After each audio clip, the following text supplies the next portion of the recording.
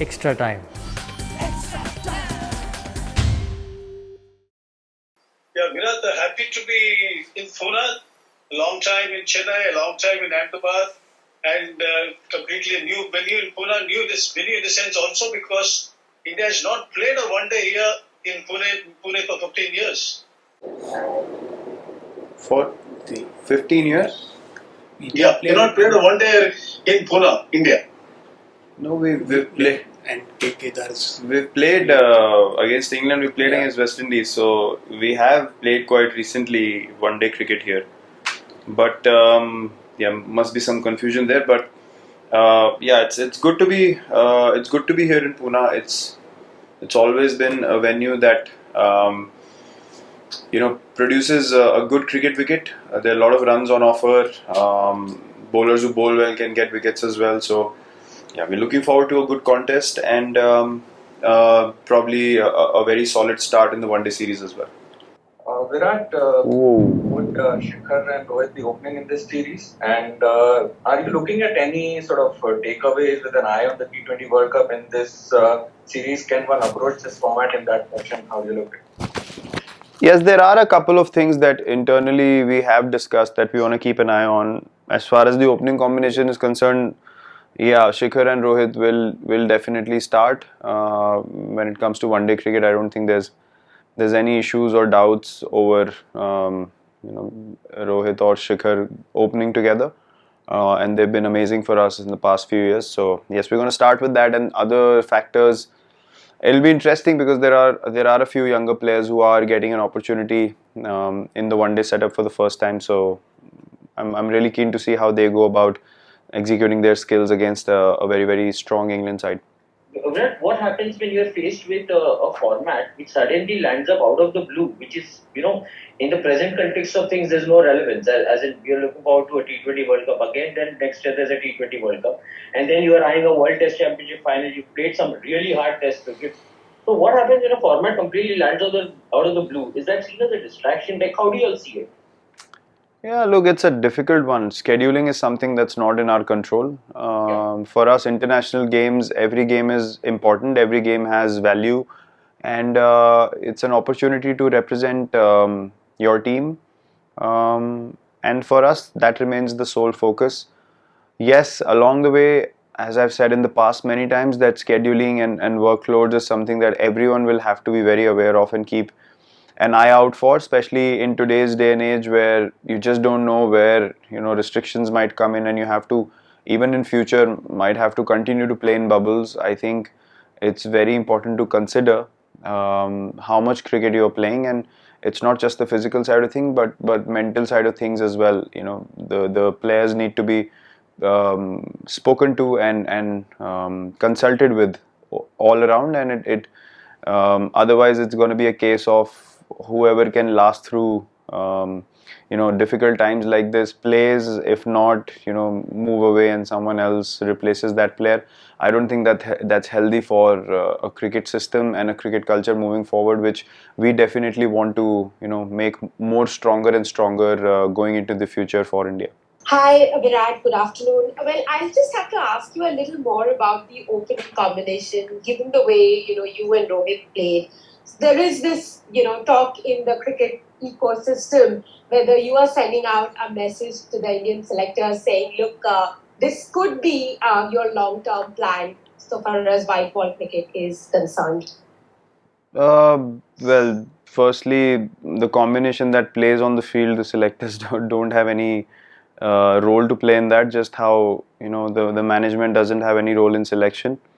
Secondly, as Rohit mentioned, it was a strategic move, but yes, we did enjoy batting with each other. We did enjoy that partnership, and we saw the effects of us batting together and knowing that we have 20 overs to play, what it can do to an opposition. So it's not a guarantee that this is going to be continued in future, but as I said, I'm going to open in the IPL to keep all options open. I batted at 4, I batted at 3.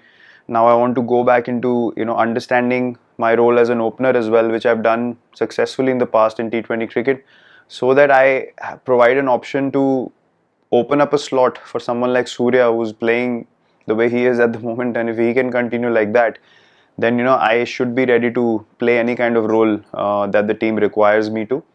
So yeah, that's all that is to it right now, and we will have a conversation about this closer to the World Cup when we get there. Right now we have ODI cricket and then IPL to follow, so it'll be interesting to see how I go about things as an opener in the IPL also first, and then this conversation can be resumed later. Yes. Okay, hi Virat. Umpire's call. Recently, MCC Cricket Committee sort of debated on it. There was a report sent to the ICC as well, whether umpire's call should be removed while retaining the hitting zone element.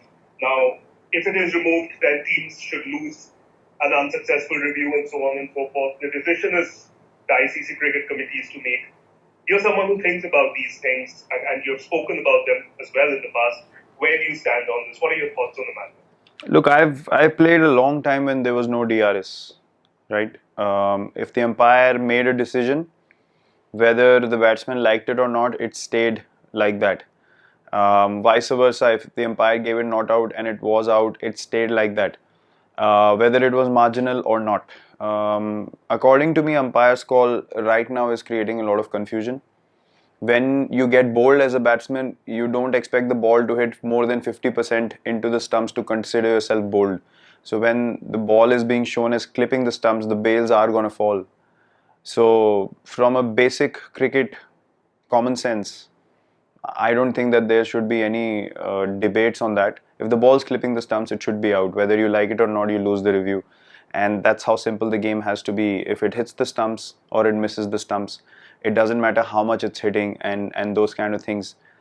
Because it's creating a lot of confusion, as you've mentioned already. And the one more factor that needs to be considered is that how the fielding team responds to a dismissal that's claimed is also somewhere defining soft signals as well, which is, again, you have to question what the spirit of the game is and what those guidelines are, because if things like that happen with the Indian cricket team overseas, then you're talking about a totally different conversation of spirit of the game and so on and so forth. So yeah, look, it is a serious thing that needs to be considered because there's a lot at stake in the future. They're big tournaments, and you don't want some grey area factors in the game which leave you with no clarity to be the defining factors of those big tournaments and big games.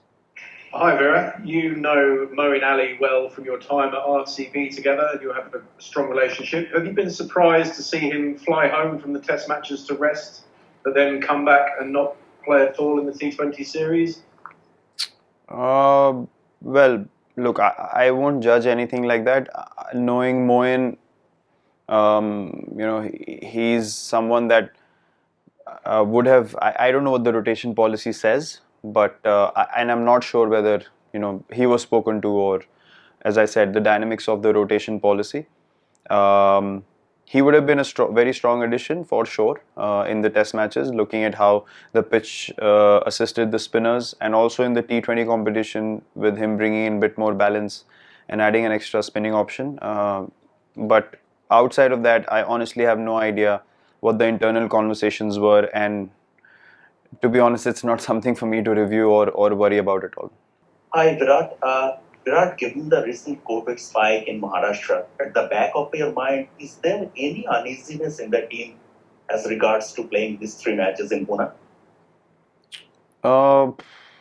There have been cases outside of the bubble in all the places that we've been at.